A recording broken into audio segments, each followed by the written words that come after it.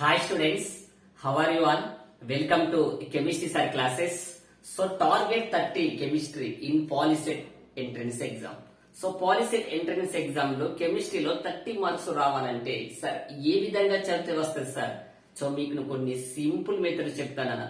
First of all మనం ఏ subject అయినా సరే స్టార్ట్ చేసే ముందు ఆ సబ్జెక్ట్ సంబంధించిన సిలబస్ అనేది మనం తెలుసుకోవాలి. సో కెమిస్ట్రీలో ఉన్నటువంటి సిలబస్ ను ఫస్ట్ మనం చూద్దాం నాన్న. సో ఫస్ట్ పాయింట్ ఏంటిది? సబ్జెక్ట్ సంబంధించిన సిలబస్ ను తెలుసుకోవాలి. సో ఫస్ట్ చాప్టర్ ఏంటన్నా? Structure of atom. Second one classification of elements and periodic table. Third one chemical bonding. Fourth one acid bases and salts. Fifth one chemical equations. Sixth one principles of metallurgy. Seventh one carbon and its compounds. ఇలా మనం syllabus అనేది మన mind లో మనం గుర్తుంచుకోవాలి. So గుర్తుంచుకున్న తర్వాత second point ఏంటంటే దానికి సంబంధించిన వెయిటేజ్ మార్క్స్ ఏ విధంగా ఉన్నాయి. ఇది కేవలం ఇది జనరల్ గానే ఈ వెయిటేజ్ తోటి మనకు పెద్ద యూజ్ ఉండేది. బట్ ఏ టాపిక్ నుండి ఎక్కువ క్వశ్చన్స్ వస్తున్నాయని జనరల్ గా మీకు అవగాహన ఉండాలి. సో స్ట్రక్చర్ ఆఫ్ ఆటమ్ నుంచి మనకు 3 to 4 మార్క్స్ వరకు వస్తాయి కదా. ఫస్ట్ వన్ 3 to 4 మార్క్స్ వరకు వస్తాయి. So classification of elements and periodic table నుంచి 5 to 6 మార్క్స్ వస్తాయి. కెమికల్ బాండింగ్ నుంచి 5 to 6 marks. Acid base and salts నుంచి 3 to 4 మార్క్స్. కెమికల్ ఈక్వేషన్స్ నుంచి 4 మార్క్స్. ప్రిన్సిపల్స్ ఆఫ్ మెటలర్జీ నుండి 4 marks. Carbon and its compounds నుంచి 6 to 7 marks. Total చూడండి 5, 3, 5, 3, 4, 4, 6 total 30 marks వస్తాయి. So ఈ జనరల్ మనం యావరేజ్ అంటే ఖచ్చితంగా ఇదే విధంగా రావాలని లేదు. ప్రీవియస్ క్వశ్చన్స్ మనం చూస్తే ఈ విధంగా మార్క్స్ వస్తున్నాయని మనకొకటి అర్థమైపోతుంది.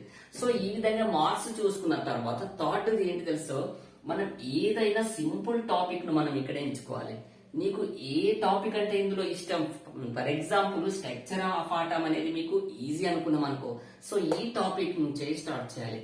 సో ఎప్పుడైతే స్ట్రక్చర్ ఆఫ్ ఆటమ్ ను నువ్వు స్టార్ట్ చేసే ముందు నువ్వు ప్రీవియస్ క్వశ్చన్స్ అనేది చూడాలి. ఎప్పుడైతే నువ్వు ప్రీవియస్ క్వశ్చన్స్ చూస్తావో ఆ టాపిక్ నుంచి క్వశ్చన్ నీకు ఏ విధంగా వస్తున్నది నీకు ఈజీ అర్థమైపోతుంది. సో నీకు చదవడం కూడా చాలా సులువు అవుతుంది. ఏదైనా సరే మనం ఆ టాపిక్ సంబంధించిన ప్రీవియస్ క్వశ్చన్ చూస్తే నీకు మనం రాసేది బోర్డ్ ఎగ్జామ్ కాదు కదా. Bores model of hydrogen atom అనే థియరీని మనం ఇక్కడ రాయమంటలేడు. అక్కడే మనకు క్వశ్చన్ వస్తుంది. అక్కడే మనకు 4 ఆప్షన్స్ ఇస్తున్నాడు. జస్ట్ ఆన్సర్ ను గుర్తుపడితే సరిపోతుంది. సో అందుకే ప్రీవియస్ క్వశ్చన్స్ చూస్తే నువ్వు సింపుల్ నీకు ఏ విధంగా చదవాలో అర్థమవుతుంది. సో అలా టాపిక్ ను కంప్లీట్ అయిన తర్వాత నువ్వు ఆ టాపిక్ సంబంధించిన ప్రాక్టీస్ బిట్స్ అనేది చేయాలి. సో పూర్తిగా అన్ని ప్రాక్టీస్ బిట్స్ చేసిన తర్వాత నీకు ఆ టాపిక్ మీద పూర్తి అవగాహన వస్తుంది. వెరీ ఈజీ, అంతే. ఇలా చదువుకుంటా పోతే ఫస్ట్ ఆఫ్ ఆల్ సిలబస్ ను తెలుసుకోవాలి, దానికి సంబంధించిన మార్క్స్ తెలుసుకోవాలి. తర్వాత ఆ టాపిక్ ను స్టార్ట్ చేసే ముందు ప్రీవియస్ క్వశ్చన్స్ చూడాలి. తర్వాత టాపిక్ కంప్లీటెడ్ అయిన తర్వాత ప్రాక్టీస్ బిట్స్ ను చేయాలి. సో ఈ విధంగా మీరు చదివి చూడండి, ఖచ్చితంగా మనకు 30/30 మార్క్స్ వస్తాయి. Very simple. First time entrance మీరు రాస్తున్నారు కాబట్టి బేసిక్స్ ఏ ఉంటాయి నాన్న. నేను చెప్తున్నా బేసిక్స్ ఏ ఉంటాయి. మీకు ఇంకోటి తెలుసో లేదో, చాలా మంది పాలిసెట్ లో కెమిస్ట్రీలో 30లో 27, 28 మార్క్స్ వచ్చి అక్కడికి ఆగిపోతారు. ఎందుకో తెలుసా?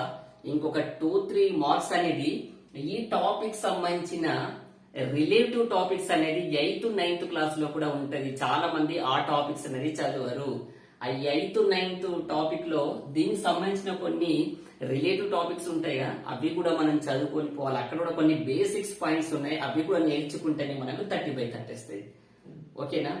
సో ఈ విధమైన మెథడ్స్ మీరు యూజ్ చేసి చదవండి, ఖచ్చితంగా మీకు 30/30 మార్క్స్ వస్తాయి.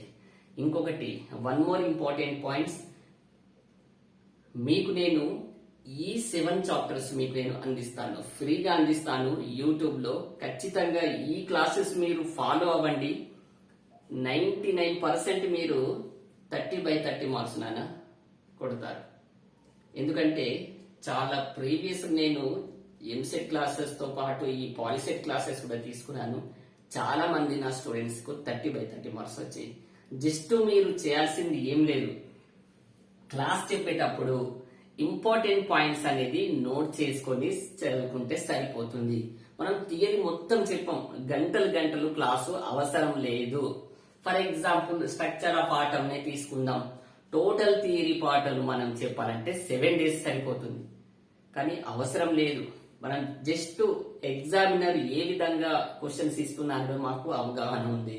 ఇన్ని సంవత్సరాల నుండి చెప్తున్నాం కాబట్టి మాకు దాని గురించి అవగాహన ఉంది. ఖచ్చితంగా మీకు కేవలం ఎగ్జామినేషన్ పాయింట్ ఆఫ్ వ్యూలో మాత్రమే మీకు మేము సిలబస్ చెప్తాను.